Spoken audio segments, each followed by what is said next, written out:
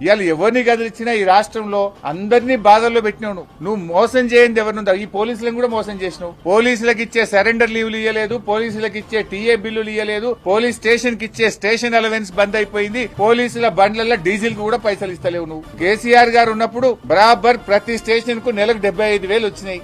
3 నెలలకు surrender leave వచ్చింది, నెల నెల టీఏ బిల్లులు వచ్చినాయి. నువ్వు పోలీసులు కూడా మోసం చేసినావు.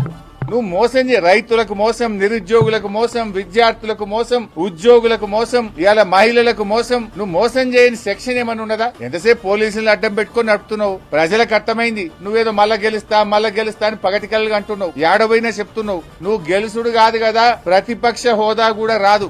ఈ రాష్ట్రంలో అసెంబ్లీ ఎన్నికలు ఎప్పుడు జరిగినా కాంగ్రెస్ కు వచ్చేది సింగిల్ డిజిటే వస్తుంది బిడ్డ. నువ్వు మళ్ళా గెలిచేది అయిపోయింది నీ పని.